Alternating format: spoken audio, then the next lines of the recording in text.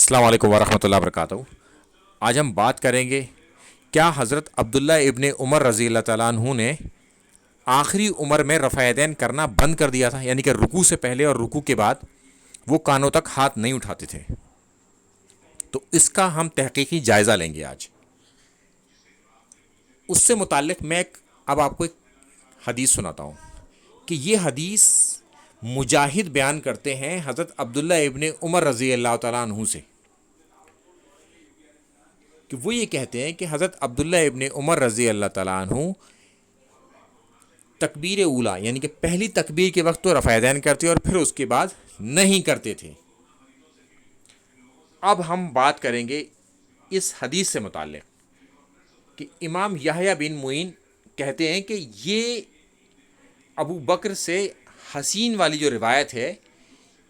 اس کی کوئی اصل نہیں ہے، اس حدیث کی کوئی اصل ہی نہیں ہے۔ پھر آگے وہ لکھتے ہیں کہ ابو بکر نے حسین سے یہ سند جو روایت کی ہے، یہ بات جو بتائیے وہ باطل ہے۔ ایک بار وہ کہتے ہیں کہ کوئی اصل نہیں ہے اس کی، پھر وہ کہتے ہیں کہ یہ باطل ہے، اور پھر وہ لکھتے ہیں کہ ائمہ حدیث کے اماموں نے اس کو وہم قرار دیا ہے، اس کو ابو بکر کا وہم قرار دیا ہے، اور اس سے متعلق وہ بتاتے ہیں کہ یہ باطل ہے اور بے اصل ہے۔ تو اب آپ کا معاملہ یہیں پہ صاف ہو جانا چاہیے کہ یہ معاملہ اس حدیث کا ہے کیا، کہ اس کے اوپر سخت کلام موجود ہے۔ اس میں 3 الفاظوں کا استعمال کیا ہے، بے اصل ہے، باطل ہے، وہم ہے۔ ٹھیک ہے، اگر اس کے باوجود بھی کوئی شخص یہ کہتا ہے کہ یہ ٹھیک ہے تو اس کے لیے پھر ہم آگے چلتے ہیں۔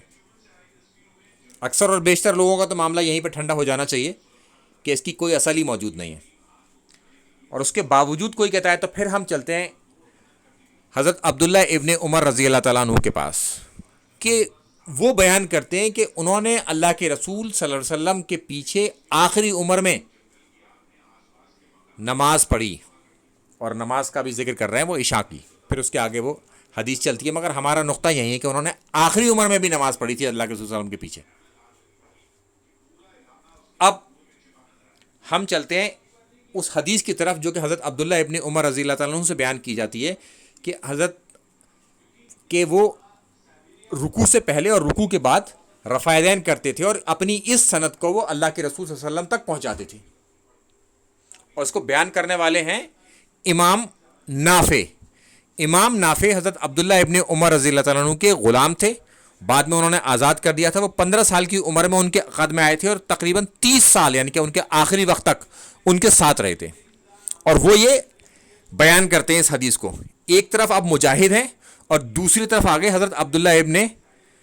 عمر رضی اللہ تعالیٰ عنہ کے دوسرے شاگرد جنہوں نے 30 سال کا وقفہ پایا ان کے ساتھ، اور یہ ٹیچر ہیں یعنی کہ استاد ہیں امام مالک کے۔ اب ہم چلتے ہیں دوسری حدیث کے پاس۔ اس میں بھی حضرت عبداللہ ابن عمر رضی اللہ تعالیٰ عنہ سے بیان کیا جاتا ہے کہ رکوع سے پہلے اور رکوع کے بعد وہ رفع یدین کرتے، یعنی کہ ہاتھ اپنے کاندھوں یا کانوں تک اٹھاتے، اور اس کو بیان کرنے والے ان کے بیٹے، خود بیٹے سالم موجود ہیں۔ سالم بن عبداللہ نے حضرت عبداللہ ابن عمر رضی اللہ تعالیٰ عنہ کے ساتھ رہے، اس وقت تک وہ ان کے ساتھ تھے کہ جب ان کو آل امیہ نے زہر سے بجھا ضرب لگوایا تھا، جب وہ احرام کی حالت میں تھے۔ ان آل امیہ کے لوگوں نے بڑے بڑے اصحاب کو قتل کیا ہے، اس وقت بھی وہ اپنے والد کے ساتھ تھے، اور اسی زخم کی وجہ سے حضرت عبداللہ ابن عمر رضی اللہ تعالیٰ عنہ فوت ہوئے، جن کے بارے میں اللہ کے رسول صلی اللہ علیہ وسلم نے فرمایا تھا کہ عبداللہ ابن عمر رجل صالح، یہ نیک مرد ہیں۔ اور حضرت عبداللہ ابن عمر کے بارے میں آپ کو بتا دوں، انہوں نے معاویہ بن سفیان کی بھی بیعت کری تھی، یزید کی بھی بیعت کری تھی، مروان کی بھی بیعت کری تھی، اس کے باوجود بھی آل امیہ نے انہیں قتل کیا۔ اسی لیے انہوں نے اپنی آخری عمر میں یہ بات کہی تھی کہ اس بات پر انہیں افسوس تھا کہ انہوں نے کیوں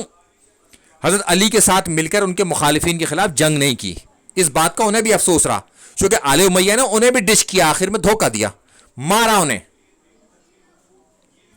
تو اب آگے ان کے بیٹے، ایک طرف مجاہد ہو گئے، دوسری طرف ان کے آزاد کردہ شاگرد، پھر ان کے بیٹے، یہ دونوں آخری وقت تک ان کے ساتھ رہے. انہوں نے اس طرح کی کوئی حدیث بیان نہیں کی کہ انہوں نے حضرت عبداللہ ابن عمر رضی اللہ عنہ نے اپنے آخری وقت میں رفع یدین کرنا بند کر دیا تھا، رکوع سے پہلے اور رکوع کے بعد. مجاہد والی حدیث تو پہلے ہی تمام ہو چکا اس کا کام. اس کے باوجود بھی اگر کوئی صحیح مانتا ہے تو 1/2، یعنی کہ ایک آدمی ایک طرف ہے جس کی حدیث بھی کمزور ہے، دوسری کی سند بہت مضبوط ہے. یہ بخاری کی سند ہیں، حضرت سالم کی اور حضرت نافع کی. ایک طرف ایک آدمی، ایک طرف مضبوط سند کے ساتھ دوسرا آدمی، 2 آدمی. اب ہم چلتے ہیں اس کے آگے اگلی حدیث میں. یہاں پر بھی وہی ذکر ہے کہ رکوع سے پہلے رکوع کے بعد رفع یدین کرتے اور سجدوں میں رفع یدین نہیں کرتے. اب اس کی سند دیکھ لیجئے، یہاں پر خود عبداللہ ابن عمر رضی اللہ تعالیٰ عنہ موجود ہیں، یعنی کہ ایک تابعی کے مقابلے میں 2 تابعی اور خود حضرت عبداللہ ابن عمر رضی اللہ تعالیٰ عنہ، یعنی کہ ایک صحابی بھی. اور وہ اس بات کو پہنچاتے ہیں اللہ کے رسول صلی اللہ علیہ وسلم تک کہ ان سے بیان کرتے ہیں وہ، یعنی کہ ایک طرف ایک تابعی، دوسری طرف 2 تابعی، ایک صحابی اور نبی موجود ہیں. تو لہٰذا اب ہم کس کی طرف جائیں گے؟ جب نبی کا معاملہ آ جائے گا تو پھر ہم اللہ کے رسول صلی اللہ علیہ وسلم کی طرف جائیں گے. اور یہ تمام حدیثیں صحیح سند کے ساتھ بخاری کی ہیں، زبردست چین موجود ہے اس کے اندر، اور وہ سند کمزور ہے جس کے اوپر کلام ہوا ہے. اچھا، اب ہم چلتے ہیں اس کے ذرا آگے کہ اللہ کے رسول صلی اللہ علیہ وسلم نے فرمایا کہ رکوع اور سجدے پوری طرح سے کیا کرو، کیونکہ اللہ کے رسول صلی اللہ علیہ وسلم اپنے پیچھے بھی دیکھا کرتے تھے، یعنی کہ انہیں سر کے پیچھے بھی دکھتا تھا، یعنی کہ 360 ڈگری میں. یہ ان کا ایک معجزہ تھا. تو اس کا واضح طور پر حکم ہے کہ پوری طرح سے کیا کرو، یعنی کہ اگر کوئی شخص رکوع سے پہلے رکوع کے بعد رفع یدین نہیں کر رہا تو وہ کیا پوری طریقے سے رکوع کر رہا ہے؟ اب اس کے آگے چلتے ہیں. گہرا فتویٰ ہے، ذرا تھوڑا سا مشکل ایسے ہضم کرنا. یہ امام احمد بن حنبل سے ہے کہ جب ان سے پوچھا گیا رفع یدین سے متعلق کہ اگر کوئی شخص یہ جانتا ہے کہ رفع یدین کی حدیثیں، یہ تو سبھی جانتے ہیں کہ رفع یدین کی ساری حدیثیں صحیح سند کے ساتھ موجود ہیں اور بہت زیادہ ہیں، اور رفع یدین نہ کرنے کی جو حدیثیں ہیں یہ تو بہت کم ہیں. دوسرا وہ ان کی سند میں کلام ہے، ان کی سند کمزور ہے. تو کیا ایسے شخص کی نماز پوری ہو جائے گی جو رفع یدین نہیں کرتا؟ تو انہوں نے کہا کہ یہ تو مجھے معلوم نہیں کہ اس کی پوری ہو جائے گی، یعنی کہ اس کی پوری نہیں ہوگی، کیونکہ پوری ہونے پر تو انہوں نے منع کر دیا کہ یہ تو مجھے معلوم ہی نہیں. ہاں، انہوں نے کہا کہ اس کی نماز نقص والی ہے، یعنی کہ ناقص ہے، اس میں ایک نقص پیدا ہو گیا کہ اس نے رفع یدین نہیں کیا. تو یہ ایک زبردست گاڑا فتویٰ ہے اس بات کے اوپر کہ جو لوگ جان بوجھ کر رفع یدین نہیں کر رہے رکوع سے پہلے رکوع کے بعد، تو ان کی نماز نقص والی تو ہو گئی اس فتوے کے تحت. اور اللہ کے رسول صلی اللہ علیہ وسلم نے کہا کہ رکوع اور سجود پوری طرح سے کیا کرو، اور پھر اللہ کے رسول صلی اللہ علیہ وسلم خود کرتے تھے رفع یدین، تو ہمیں کیا حرج ہے رفع یدین کرنے میں؟ جبکہ اصحاب کا بھی وہاں پر معاملہ موجود ہے، تابعین بھی کر رہے ہیں، سب کر رہے ہیں، ہمیں کیا حرج ہو رہا ہے؟ ہم کیوں ان سند کے پیچھے پڑ گئے جو کہ کمزور ہیں؟ صحیح سند کے ساتھ جب ہمارے پاس کوئی چیز موجود ہو گئی، اور تمام ایک لمبی چوڑی لسٹ ہے اصحاب کی جو رفع یدین کرتے تھے، اس کے باوجود بھی جان بوجھ کر کوئی اگر رفع یدین نہ کرے تو اس کی نماز ناقص ہے امام احمد بن حنبل کے تحت، یعنی کہ نماز میں نقص ہے اس کی میں. تو اب میں سمجھتا ہوں کہ یہ معاملہ کلیئر ہو گیا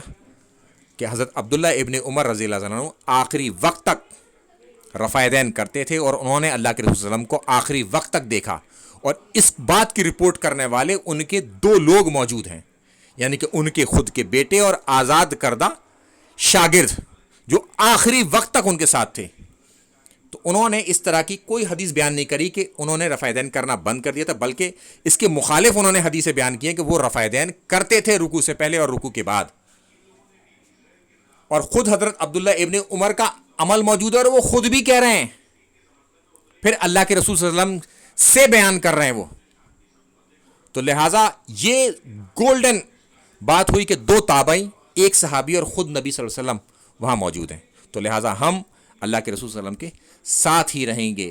کیونکہ ہم نے کلمہ پڑھا ہے اللہ کے رسول صلی اللہ علیہ وسلم کا، نہ کہ کسی امام کا، کہ ہم کسی امام کے کہنے میں اس کے پیچھے چلنے لگیں گے، کیونکہ اللہ تعالیٰ واضح طور پر حکم کرتا ہے کہ اتباع کرو اپنے رسول کی. تو ہم جب اپنے رسول کی اتباع کریں گے تو اتباع کا مطلب ہے کہ ان کی سنت کو فالو کرنا ہے، ان کو فالو کرنا ہے، نہ کہ کسی امام کے لیے کہا گیا کہ 4 امام ہیں، چاروں میں سے کسی ایک کی اتباع کر لو تو فلاح کو پہنچ جاؤ گے، کامیاب ہو جاؤ گے. اس طرح کی کوئی دلیل موجود نہیں ہے. تو ہمارے امام ہیں امام اعظم محمد الرسول اللہ صلی اللہ علیہ وسلم، تو ہم ان کے پیچھے ان کے نام کا کلمہ پڑھائیں، تو ان کی سنت پر عمل کریں گے، نہ کہ کسی اور کی. السلام علیکم ورحمۃ اللہ وبرکاتہ.